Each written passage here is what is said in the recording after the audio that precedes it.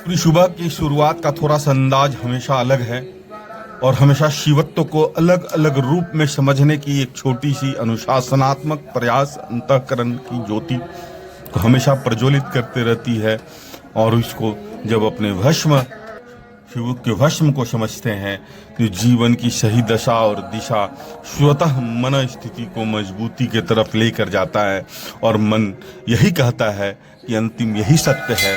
और वहाँ की सत्यता को समझने के लिए माँ भगवती के चरणों में अपने को अभिनंदन करते हुए, आशीर्वाद और स्नेह की एक अलग सी महिमा लेते हुए जब पार्क में जाएंगे और सूर्यदेव के साथ अपनी जीवन की समागम और सूर्य की मुस्कुराती हुई तस्वीर से सुबह की प्रेरणा लेंगे तो जीवन जीने की एक आनंद, जीवन जीने की एक अनुभूति, सबों के साथ स्नेहात्मक रहने, प्रकृति के करीब से समझने की शक्ति और अपने मन को हमेशा जागृति देने के लिए यह हमेशा प्रेरणा देते रहती है।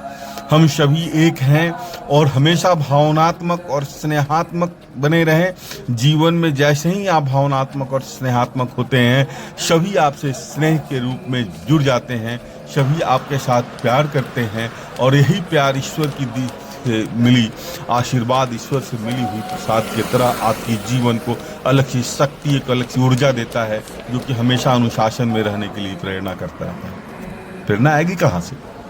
कोई बाजार में तो बिकती नहीं है, आशीर्वाद मिलता नहीं है, सारी टॉनिक मिलती है, लेकिन जैसे ही आप प्रकृति के करीब जाते हैं तो उसकी जो टॉनिक आपके सामने मिलती है, उसकी जो ऊर्जा आपको मिलती है, वही ऊर्जा जीवन को सही दिशा की तरफ, सही शक्ति की तरफ हमेशा अपने आप को प्रेरणा देते रहती है। हर व्यक्ति की अलग सी खासियत, हर व्यक्ति की अलग सी खूबसूरती, हर व्यक्ति का अलग से स्नेह, शब्दों के साथ हमेशा अभिनंदन वंदन, शब्दों की माला के साथ जीवन को सजाने की एक खूबसूरत सी पहल।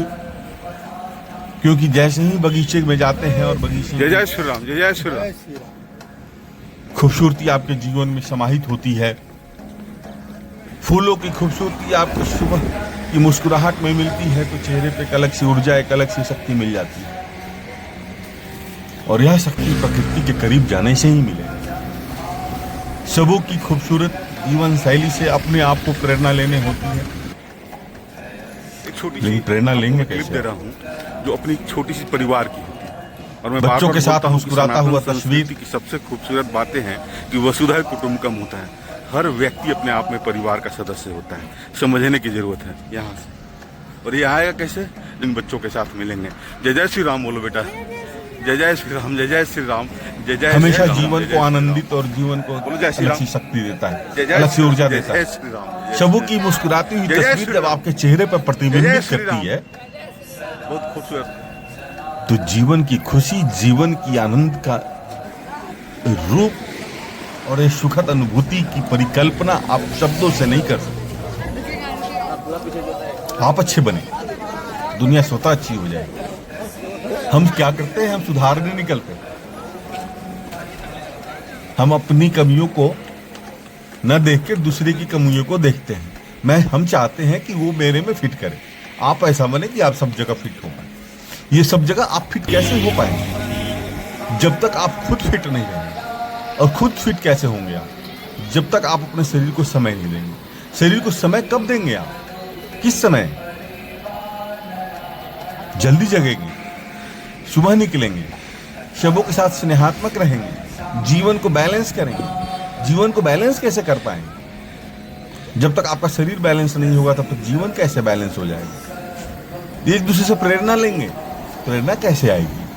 प्रेरणा उसी तरह आएगी जिस समय आपको जीवन की में बैलेंस करने का ऊर्जा अंदर से आएगी।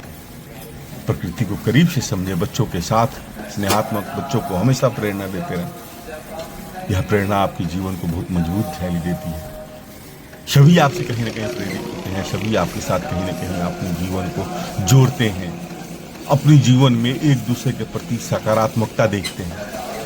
सकारात्मक ऊर्जा केवल अपने अंदर में, नकारात्मक जो बातें अच्छी नहीं लगती है, जिनसे संबंध सबसे सॉलिड यही भेद हो रहा है। भेद होता है, थोड़ा दूरी बना लेना, हट जाए वहां से बिना विवाद के। क्योंकि विवाद जो है आपकी जीवन शैली को कहीं ना कहीं उलझा देती है। उलझने से जरूरत नहीं होती, जीवन को अपने उलझन से निकालने के लिए हमेशा खुद को सुलझाना पड़ेगा। दूसरे को सुलझाने के लिए हम क्या करते हैं? हम अपनी कमियों को खुद जब तक खोजेंगे नहीं, वो कब होगा? जब आपकी शरीर में लचक होगी, जब आपकी शरीर स्वस्थ होगा, आपका शरीर समृद्ध होगा। इसलिए हमेशा नियमों के साथ चलिए, हमेशा जीवन को एक सही दिशा में। हम पार्क में अकेले जाएंगे, फलाना आदमी नहीं जाता है, चलाने खुशी की जरूरत नहीं होती है। आप यहां से जाएं, अब स्वतः आपके साथ लोग जुड़ जाते हैं। लेकिन सबसे पहले आपको अनुशासन में आना पड़ेगा। अनुशासन ही मोटिवेशन का रूप है। मोटिवेशन से अनुशासन नहीं आती है, अनुशासन से मोटिवेशन आता है। डिसिप्लिन का मतलब ही वही होता है अनुशासन। हम केवल बात बनाते हैं, हम केवल प्लान करते हैं, प्लान को अमलीभूत नहीं करते हैं। उसको जब तक सही जीवन शैली में, उसको हम अपनी जीवन शैली में उसको उतारेंगे नहीं, वो प्लान पढ़ने से नहीं होता है। सूरज की प्रतिमा जब आपके चेहरे पर पड़ती है तो आप समझते हैं कि जीवन की सकारात्मक शैली कितनी मजबूत होती है। सबों के साथ जब स्नेहात्मक मिलते हैं तो सबों के साथ कैसा संबंधों का लगाव होता है। इसलिए अपने जीवन में हमेशा माँ के साथ वंदन, अभिनंदन करें और हमेशा जीवन को सही सकते। माँ होती है, माँ ही एक ऐसी होती है जो मेरे धरती पर आने के पहले, जो सृजन के पहले से स्नेह देती है। और स्नेह को समझने के लिए आपके अंदर में एक मानवता, एक खूबसूरत सी तस्वीर बनानी पड़ेगी, एक खूबसूरत सी लकीर खींचनी पड़ेगी, एक खूबसूरत सी समृद्ध विचार की सोच खड़ी करनी पड़ेगी। जैसे ही ऐसा सारी बातें आपके जीवन में आएंगी, जीवन में समृद्धता, जीवन में एक अलग सी सुकून, एक अलग सी श्रद्धा, एक अलग सी स्नेह रूपी बगीचा तैयार हो जाए। हर पल को कैद करना, जीवन में अपनी जीवन शैली को मजबूती से लेकर चलना, समय के साथ समय का मैनेजमेंट करना, समय के साथ रहना और समय के साथ सबों को एक साथ एक कड़ी में बांध कर रखना, यही सबसे बड़ी समृद्धता होती है। यही मानवीय समृद्धता की सबसे बड़ी गुण होती है, सबसे बड़ी लक्षण होती है। क्योंकि मनुष्य ही एक ऐसा जीव है इस पृथ्वी पर जिसे विवेक है, जिससे संबंधों की समझ है, जिसके अंदर में स्नेह की बगीचा है, समुद्र है, जिसके अंदर में विचारों की धारा है, जिसके अंदर में भावनाओं का खेल है। हमेशा संबंधों के साथ चलते रहें, हमेशा जीवन को एक समृद्धता के साथ, जीवन को एक सही विचारों के साथ हमेशा लेकर चलना ही मानविक लक्षण होता है। और यह मानविक लक्षण आपको हमेशा अंतःकरण में जागृत करने की करेगी। और हमेशा सुबह सूर्यदेव के आने के पहले ब्रह्म वेला में जगनी पड़ेगी, बिछावन छोड़नी पड़ेगी, माँ के साथ वंदन करना पड़ेगा, सूर्यदेव के साथ अभिनंदन करना पड़ेगा, जीवन में निरंतरता के साथ चलनी पड़ेगी। और यही निरंतरता अपने को समृद्ध जीवन शैली की तरफ हमेशा लेकर चली जाती है। खुशी बाजार में कहीं नहीं बिकती है, खुशी आपकी अंतरात्मा और सबों के साथ स्नेहात्मक रहने से ही संभव होता है। सबों की खूबसूरत विचारों के साथ जैसे ही आपकी जीवन जुड़ती है, जीवन की एक अलग सी प्रेरणा, एक अलग सी सोच, एक अलग सी दिव्य दृष्टि अंतःकरण में जागृत होती है। और वही अंतःकरण की जागृति आपको मजबूत जीवन शैली की तरफ हमेशा लेकर चलते रहती है।